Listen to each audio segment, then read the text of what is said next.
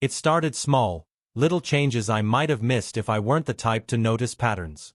Olivia's late nights, once rare, became frequent. "Girls' night," she'd say, brushing off my questions with a casual smile. At first, I believed her. She wasn't just my wife. She was my everything. Olivia brought color to my life, which had always been black and white. She made me feel like more than just a cybersecurity nerd. When she gave me the twins, my heart felt complete. Why would I doubt her? But the signs grew. Late-night texts lit up her phone, and she'd quickly swipe them away, her smile lingering a little too long. She'd leave the house in new perfume and carefully chosen outfits, her hair styled just right.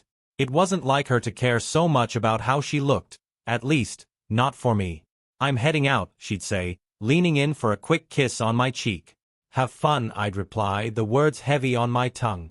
And she'd be gone, leaving me alone with the twins and my doubts. The boys didn't notice. They were too busy building towers out of blocks or chasing each other through the living room. Their little world was still safe.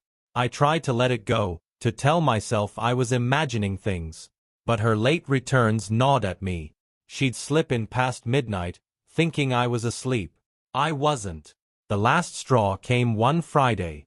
Olivia had been distant all morning, brushing off my offer to join me and the boys at the park. That evening, she left in a sleek black dress. "Just dinner with the girls," she said, throwing on a coat. When I leaned in to kiss her goodbye, she turned slightly, leaving me with a peck on the temple. Something shifted in my chest. Hours later, I watched her return, her hair slightly tousled, her expression too casual. She moved past me without a word, heading upstairs. I sat there, staring at the empty doorway. I wasn't just Ethan Cole, cybersecurity expert. I was a man who knew when the numbers didn't add up. And nothing about Olivia's behavior made sense. That night, as Olivia slept soundly beside me, I lay awake staring at the ceiling. Every detail replayed in my mind. Her vague excuses, her hurried exits, the way she always seemed slightly out of reach. I told myself I was being paranoid, but the thought wouldn't leave me. I wasn't just her husband. I was a man who spent his life solving puzzles. And now, one was staring me in the face. The next morning, I decided to trust my instincts. I started small, with things she wouldn't notice. Her phone was often left on the counter while she showered. I waited for the opportunity, my pulse racing as I hesitated over the glowing screen. What would I even find? But the lock screen glared back at me, for digits stood between me and the truth. For a moment, I almost gave up. Then I remembered the twins' birth date. My hands moved before I could think, and the phone unlocked. I only had seconds. My fingers scrolled through her messages, but they seemed normal at first. Conversations with her friends, co-workers, and the group chat about a weekend brunch. Nothing raised a red flag.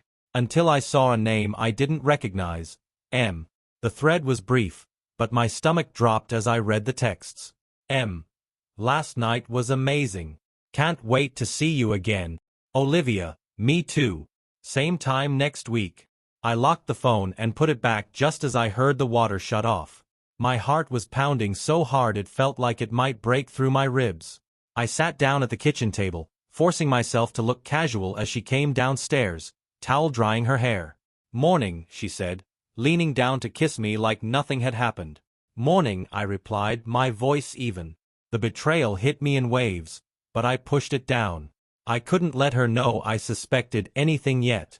Instead, I turned to what I knew best, technology. When she left the house later that afternoon, I opened my laptop and got to work.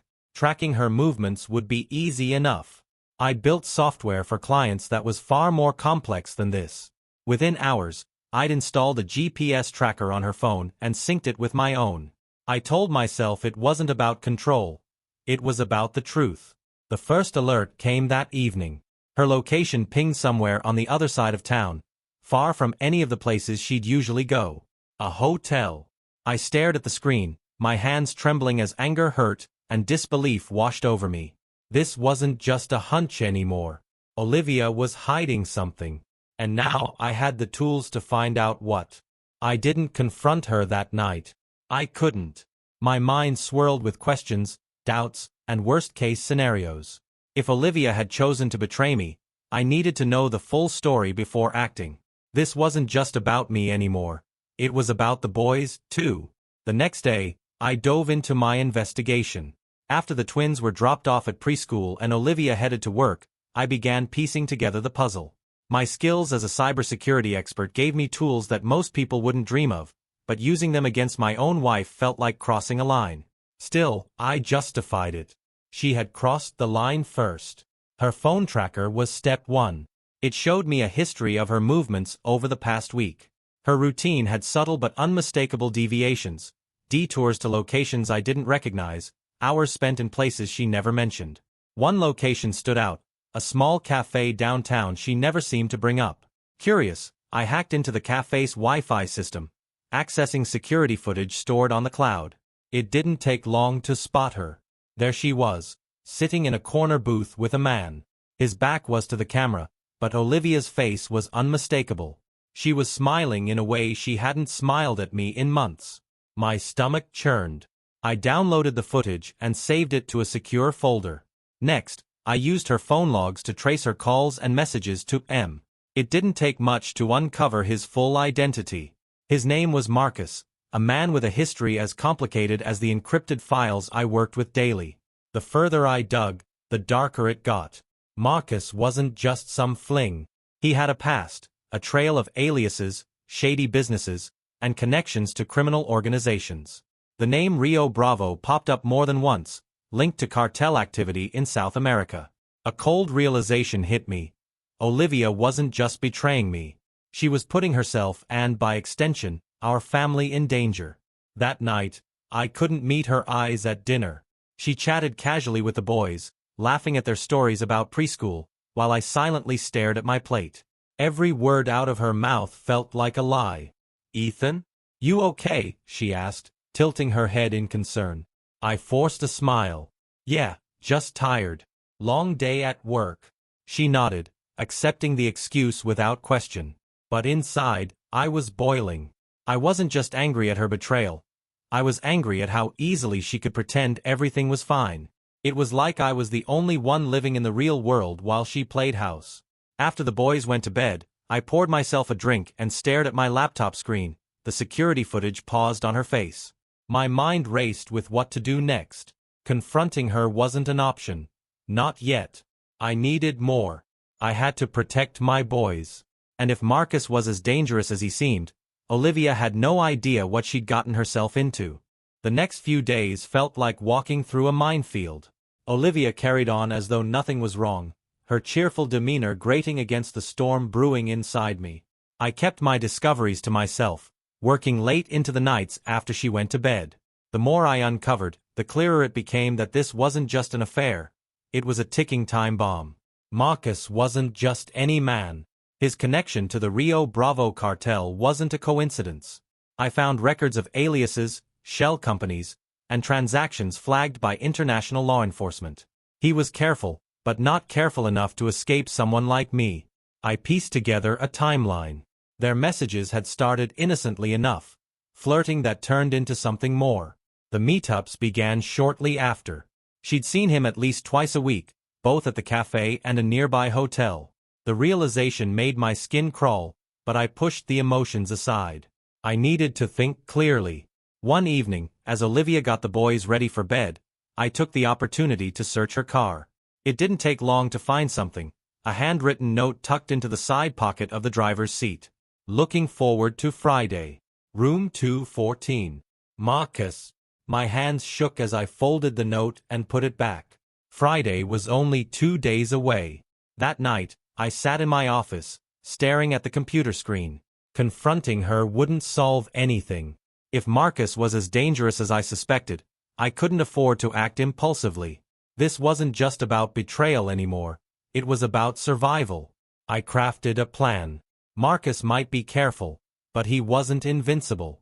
Using my skills, I created an AI chatbot that could mimic his writing style based on their text conversations.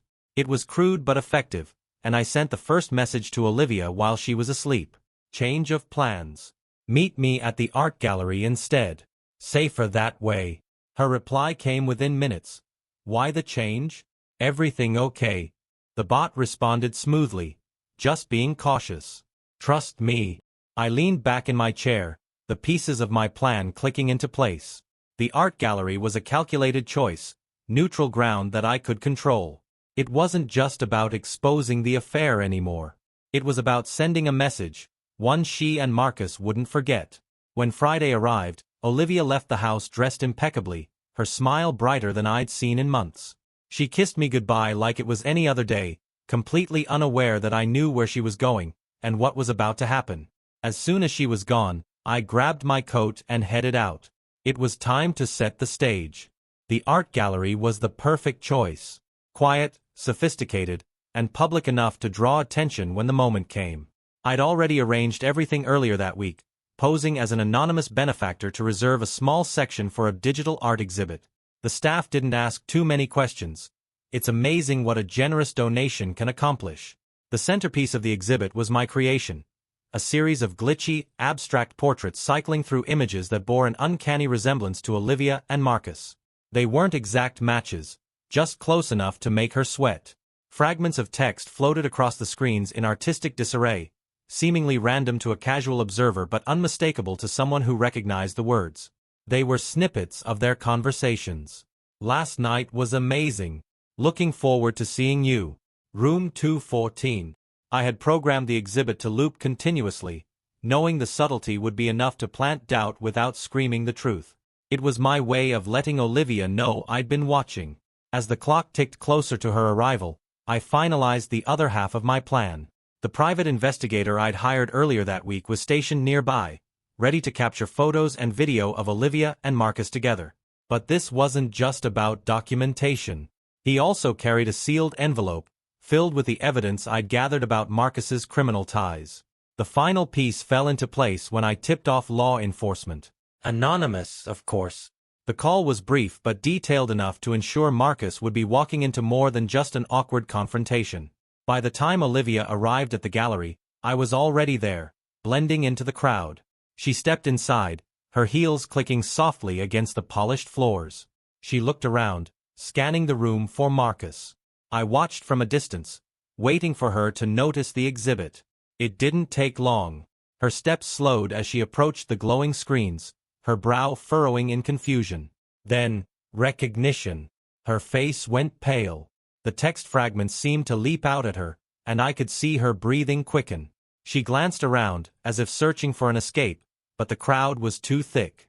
Whispers began to ripple through the room as other patrons noticed her reaction, their curiosity piqued by her obvious distress.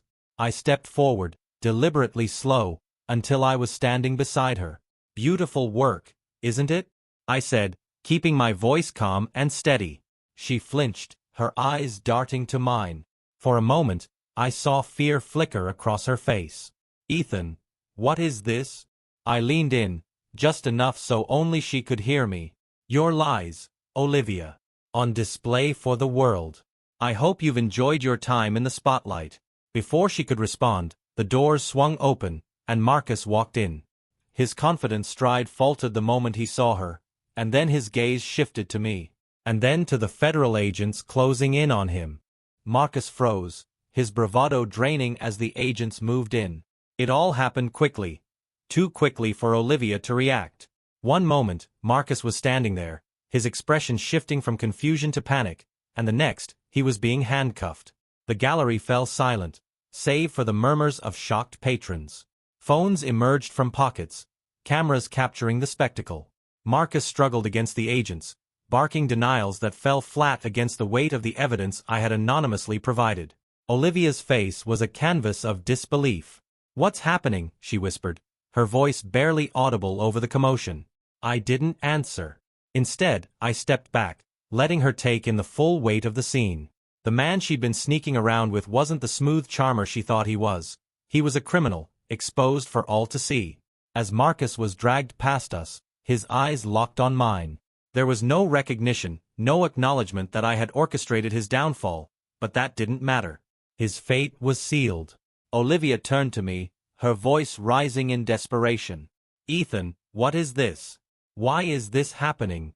I met her gaze, my expression calm despite the storm raging inside me. "You'll figure it out," I said, my tone deliberately cold. Eventually, without another word, I left her standing there, the weight of her choices crashing down around her. When I returned home, the house was quiet. The twins were playing in their room, their laughter a comforting contrast to the chaos I had just left behind. I sat on the edge of the couch, running a hand through my hair. The events of the day replayed in my mind, but the satisfaction I thought I'd feel was absent. An hour later, Olivia came home. She walked through the door like a ghost, her shoulders hunched, her face pale. She didn't speak to me at first, heading straight upstairs. I waited. I knew she wouldn't stay silent for long. Sure enough, minutes later, she stormed down, her anger barely contained. "You did this," she accused, her voice trembling. I met her fury with silence. "You set this whole thing up, didn't you? The messages, the exhibit, everything." Finally, I stood, my calm demeanor like a wall she couldn't break through. "You gave me no choice, Olivia," I said. "I warned you without words, and still you kept going." Her anger faltered, giving way to something more fragile: fear. "What do you want from me?" "Custody of the boys," I said, my voice firm.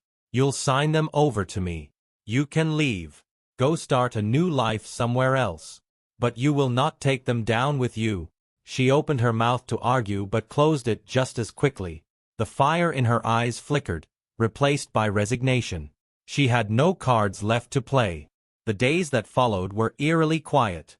Olivia moved through the house like a shadow, avoiding my gaze and keeping her distance from the twins. She hadn't signed the custody papers yet, but I could tell she knew it was only a matter of time. I wasn't unkind. I didn't want to hurt her for the sake of hurting. But I couldn't look at her without remembering the betrayal, without hearing the echoes of her laughter with Marcus or seeing the messages they exchanged. Every glance, every moment of silence between us, carried the weight of what we'd lost. The twins, thankfully, were oblivious to most of it. They were too young to understand the tension, but they noticed the small changes. "Why doesn't Mommy eat dinner with us anymore?" asked one of them one night, his wide eyes filled with innocent confusion. "She's busy," I replied, forcing a smile I didn't feel. "But I'm here, and I'll make your favorite tomorrow. Pancakes for dinner, okay?" That seemed to satisfy him, but the question lingered in the air, a reminder of how fragile their world had become. One evening, Olivia finally broke the silence. She found me in the office, where I'd been poring over work to keep my mind busy. She stood in the doorway, her posture stiff, her face pale.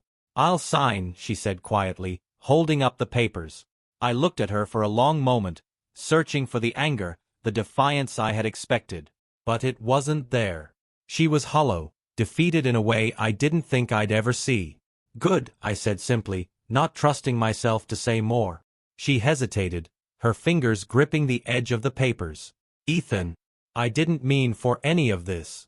I never wanted to hurt you or the boys. I don't know what I was thinking," I scoffed, leaning back in my chair. "You weren't thinking. That's the problem. Or maybe you were, and this is exactly what you wanted." Her shoulders sagged, but she didn't argue. Instead, she stepped inside and placed the signed documents on my desk. "I'll pack my things. I'll be gone by tomorrow." For a moment, I felt a pang of something. Grief, maybe, or regret. But it passed quickly, replaced by a cold sense of relief. That's for the best. That night, I sat alone in the living room, staring at the darkened TV. The house was silent except for the faint sounds of the twins breathing in their sleep. Olivia was leaving. She would be out of our lives soon, taking the chaos and the betrayal with her. It should have felt like a victory, but all I could feel was the emptiness she'd left behind. Still, as I looked at the twins' bedroom door, I knew I had made the right choice. They were my priority now, and I would do whatever it took to protect them from the mess Olivia had brought into our lives. Tomorrow, everything would change. But for the first time in weeks, I felt like I was in control again. When morning came, the house felt different, like it had exhaled after holding its breath too long. Olivia was gone. She'd packed her things before sunrise and left without saying goodbye. A note was all she left behind, folded neatly on the kitchen counter. "Ethan, I hope one day you can forgive me. Tell the boys I love them." I read it twice, searching for something deeper, an apology, an explanation, but it was as empty as the space she left in the closet. I crumpled it and tossed it in the trash. The twins didn't ask about her right away. I think they could sense something had shifted, even if they couldn't put it into words. I kept them busy with breakfast, cartoons, and a trip to the park, distracting them from the glaring absence of their mother. But by lunchtime, the questions came. "Where's Mommy?" one of them asked, his little face scrunched in confusion. "She had to go away for a while," I said, keeping my tone calm and measured. "But I'm here, and we'll be okay. Is she coming back?" The weight of the question hit me harder than I expected. I knelt down, meeting his wide eyes. "Not for a while, buddy. But you've got me, and we're going to have so much fun together." That seemed to satisfy him, at least for now. I hugged both boys tightly, silently vowing to give them the stability Olivia had shattered. That afternoon, I focused on resetting the house. Her things were already gone, but her presence lingered in the small details. The perfume bottle she'd forgotten in the bathroom, the photo of her and the boys still sitting on the mantel. I moved through the house methodically, boxing up what she'd left behind. Each item felt like a piece of her betrayal, and as I cleared them away, I felt lighter, freer. By the time the boys were down for the night, the house finally felt like mine again. It wasn't perfect, but it was a start. Later that evening, I received a call from the private investigator I'd hired. Marcus was in custody, and the evidence I'd provided had opened a floodgate of investigations. The authorities were connecting him to a web of criminal activities spanning years. He wouldn't be getting out anytime soon. "Good," I said, my voice steady. But when the call ended, I didn't feel triumph. Just exhaustion. For now, the chaos was over. Olivia was gone, Marcus was out of the picture, and my boys were safe. But as I sat alone in the quiet house, I couldn't ignore the lingering ache of everything I'd lost. This was the cost of betrayal, a life rebuilt from the ground up, one piece at a time. The days after Olivia's departure blurred into a routine. Mornings were spent getting the twins ready for preschool, afternoons became a mix of work and household chores, and evenings revolved around keeping the boys distracted and happy. I thought they'd struggle more, but kids are resilient in ways adults aren't. They missed her. I could see it in the way they hesitated before asking about her. But they adapted quickly to the new normal. Maybe it was because I made sure to be there for them, to keep things steady even when I felt like I was still finding my footing. The first weekend without Olivia hit harder than I expected. Saturdays used to be a family day. Parks, movies, or lazy afternoons baking cookies in the kitchen. But now, it was just me and the boys. "Can we go to the zoo?" one of them asked over breakfast, his eyes bright with excitement. "Sure," I said without hesitation. "Let's pack some snacks." Their joy was infectious. For a few hours, I forgot about everything. Forgot about Olivia, Marcus, the betrayal. It was just the three of us, wandering through exhibits, feeding giraffes, and laughing at the way the monkeys swung from branch to branch. As I watched the boys race ahead, their laughter ringing out, I realized something.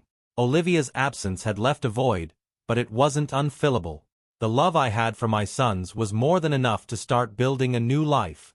That evening, after the boys were asleep, I sat alone in the living room. The house felt quieter than ever. I'd been filling every moment with distractions, but now in the silence, the weight of everything pressed down on me. I pulled out my laptop and opened the folder containing the evidence I'd collected. The photos, messages, and videos were all there, staring back at me like ghosts. It was proof of everything that had gone wrong, but it was also a reminder of how far I'd come in such a short time. I hovered over the folder, my finger resting on the delete key. For a moment, I hesitated. Part of me wanted to keep it, as if holding on to the evidence meant holding on to control. But I didn't need it anymore. The damage was done, and Olivia was gone. With a deep breath, I pressed delete. The screen went blank, the folder disappearing into the digital ether. It felt like a small victory, a step toward moving on. The next morning, I woke up early and made pancakes, letting the smell of maple syrup fill the house. The boys ran into the kitchen, their faces lighting up at the sight of breakfast waiting for them. As we sat together, laughing over sticky fingers and chocolate chips, I realized something important. I couldn't change the past, but I could shape the future. For them, and for myself, I had to keep moving forward. Weeks turned into months, and the cracks in my life began to fill. They didn't disappear, not completely, but they became less jagged, easier to navigate. My focus shifted entirely to the twins. Every decision I made, every moment of the day, revolved around making their lives as normal and happy as possible. Routine became my anchor. I dropped them off at preschool each morning, making sure to stay for a few extra minutes to chat with their teacher and watch them settle in. They'd wave from the craft table, their little hands smudged with paint and glue, and I'd leave with a small smile, knowing they were okay. At home, I threw myself into work. My skills as a cybersecurity expert kept me busy, but now it felt like more than a job. It was a way to regain control, to prove to myself that I could handle the chaos. I even started taking on extra projects, building software on the side, just to keep my mind occupied. The evenings were my favorite part of the day. We'd play board games on the living room floor or build pillow forts that stretched across the couch. The boys loved it, and so did I. For those hours, the weight of everything else seemed to disappear. Olivia, for the most part, stayed out of our lives. She'd text occasionally, asking about the boys, but her messages were brief and impersonal. I kept my replies short, focused solely on updates about the twins. It was easier that way, no room for lingering emotions or misplaced hope. One night, after putting the boys to bed, I found myself scrolling through old photos. There were pictures of Olivia and me, back when things were good. Back when I thought we were building something unbreakable. I felt a pang of regret, not for losing her, but for the time I'd spent believing in something that wasn't real.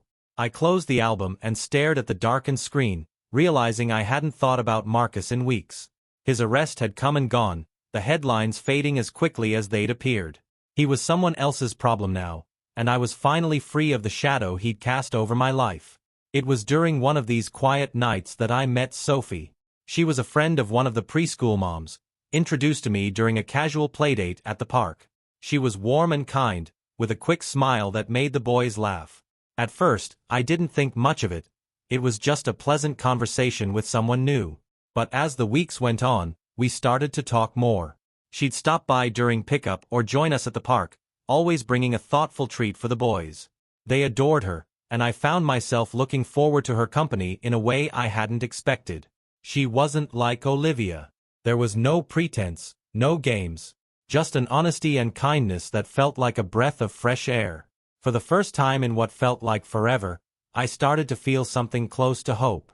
Sophie's presence in our lives was like a gentle nudge, reminding me that life could still be good. She didn't rush things, and neither did I. We kept our interactions simple. Playdates at the park, quick chats during preschool pickups, and occasional dinners where she'd bring over her famous lasagna that the boys couldn't get enough of. One evening, after the twins had gone to bed, Sophie stayed behind to help clean up. The house was quiet except for the soft hum of the dishwasher, and as we stood side by side at the sink, a comfortable silence settled between us. "You're really good with them," I said, glancing at her. "The boys adore you." She smiled, rinsing a plate. "They're easy to adore. You've done an amazing job with them, Ethan. It's not easy, being both parents at once." Her words hit me harder than I expected. I set down the dish I was drying and leaned against the counter. Some days, I don't even know if I'm doing it right. I just try to keep it together for them. She turned to face me, her eyes kind but steady. "You're doing more than that. They're happy, safe, and they know they're loved. That's everything." For a moment, I couldn't speak. It had been so long since someone saw me.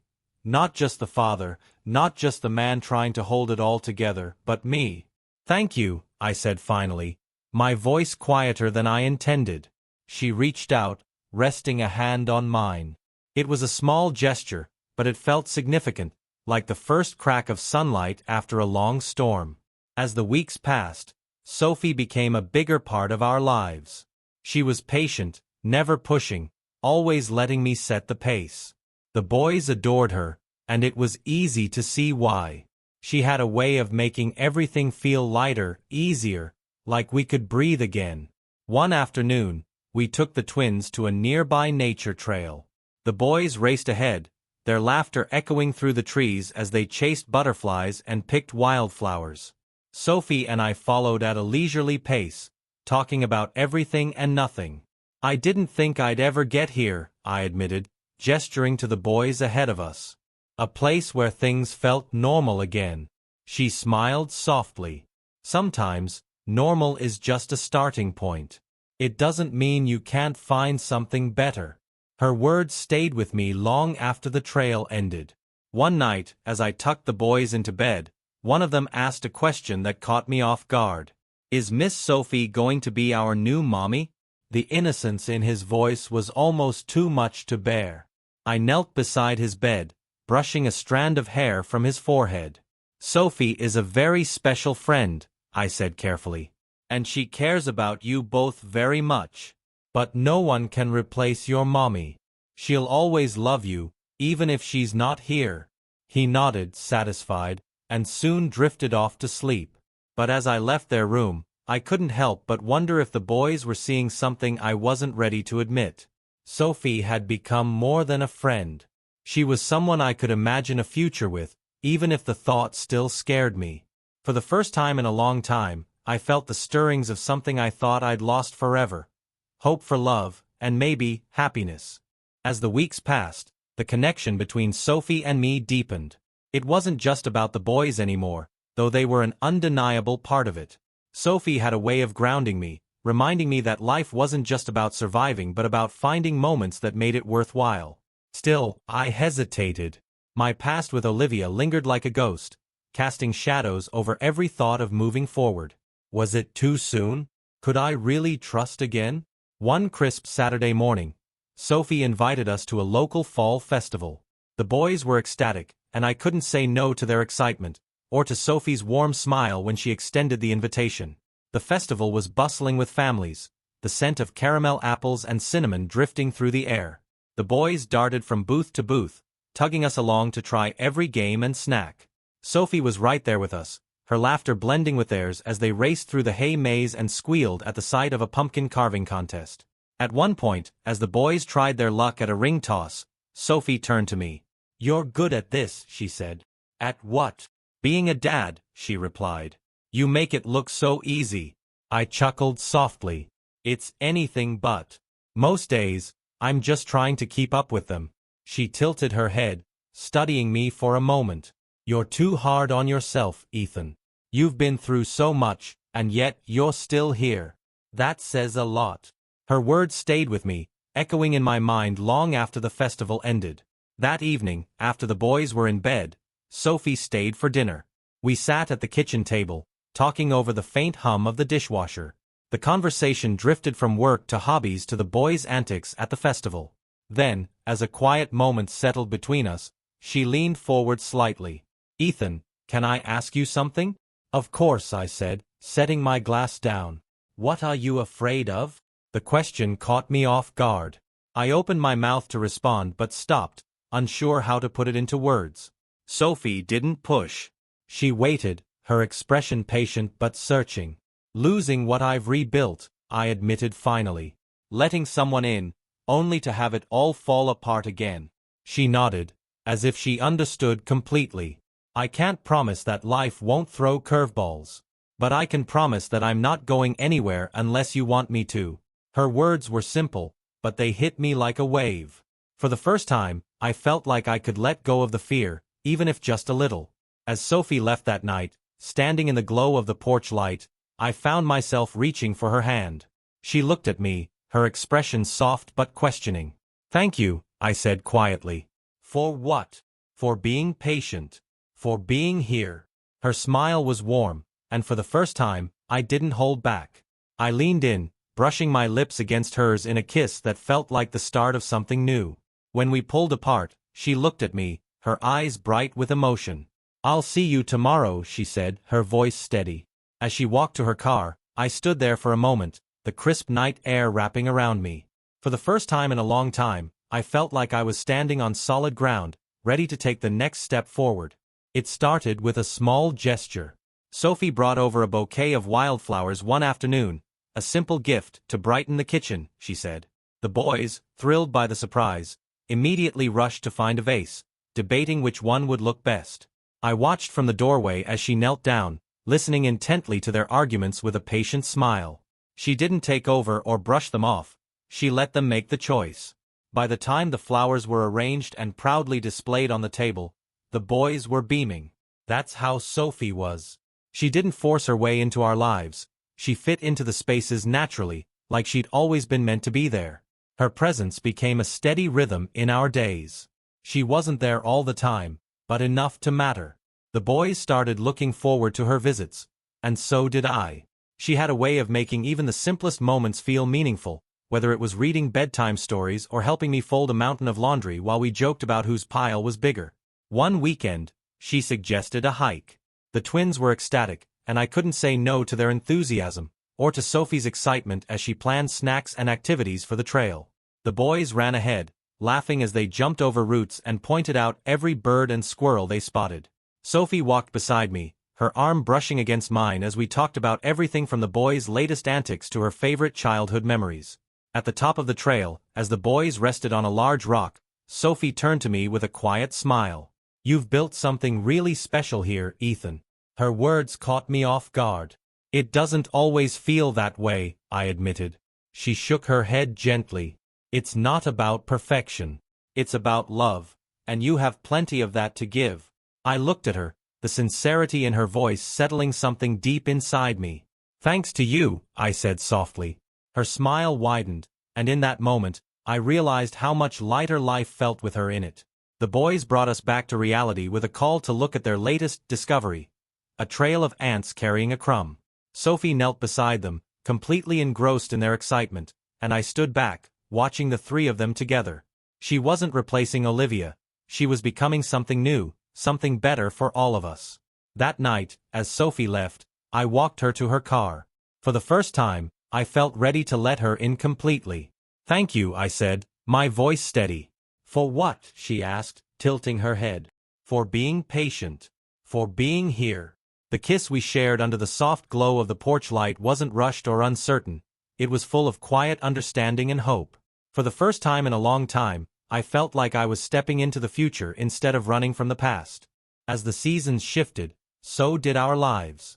Sophie became a natural part of our routine, but we were careful to keep things balanced. I wanted to ensure the boys adjusted slowly, that they felt secure in the changes happening around them. The twins adored her, often asking when she'd visit next or proudly showing her their latest school projects. She was patient with their endless questions and made time to be involved in their little adventures. One weekend, she helped them build a birdhouse, her hands covered in paint as the boys laughed at her mismatched stripes. "You're going to scare the birds away with that design," I teased, watching from the porch. She grinned, holding up the lopsided masterpiece. "It's called modern art, thank you very much." The twins burst into laughter, their joy infectious. It was moments like this that reminded me how far we'd come. One evening, as I tucked the boys into bed, one of them clung to my arm, his voice quiet. "Dad, do you think Miss Sophie will be around forever?" The question caught me off guard. I sat on the edge of the bed, smoothing his blanket. "Why do you ask, buddy?" He shrugged, looking down at his hands. "I just like having her here. She makes everything fun." I smiled, ruffling his hair. "She likes being here too. And as long as we're all happy, I think she'll be around for a long time." That seemed to ease his worries, and he quickly drifted off to sleep. Later that night, Sophie and I sat on the couch, a movie playing in the background. I told her about the twins' question, watching as a thoughtful expression crossed her face. "They're incredible kids," she said softly.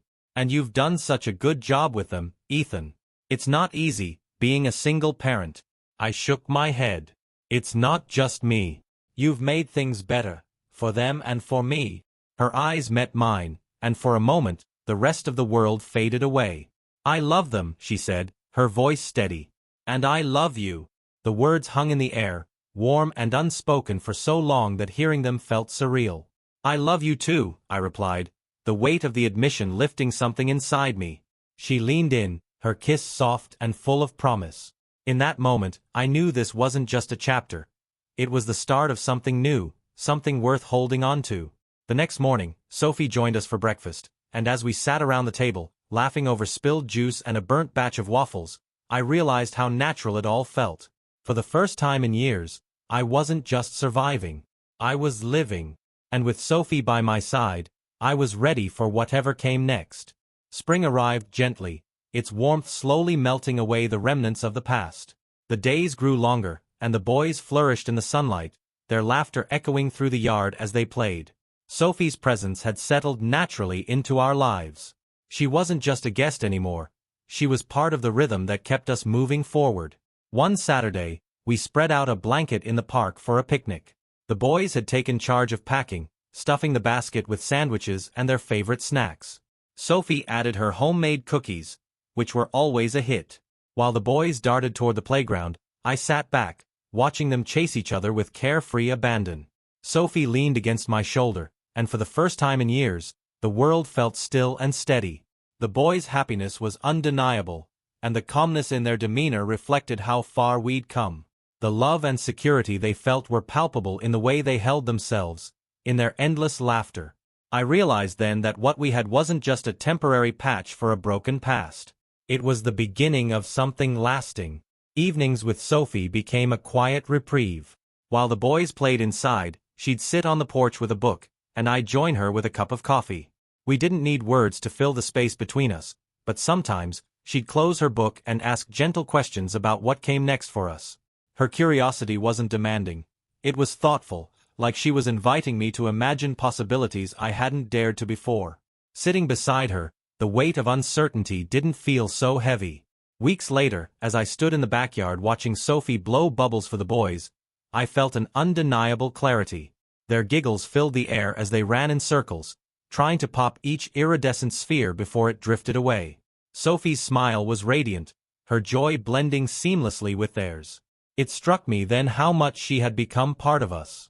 Not as a replacement for what was lost, but as something new and better, a bridge between the pain of the past and the hope of the future.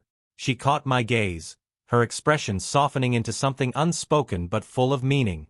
It wasn't about big declarations or perfect timing. It was about knowing that this, what we had built, was worth holding on to. That night, as I tucked the boys into bed, their sleepy faces were peaceful, their worries long forgotten. Their world had shifted, but they had found stability again. One of them, in a quiet, drowsy voice, wondered aloud if Sophie would stay with us forever. I didn't answer directly, but as I kissed his forehead and stepped out of the room, the certainty in my heart was undeniable. We were on the path to something whole, something real. A new beginning wasn't just possible. It was already here.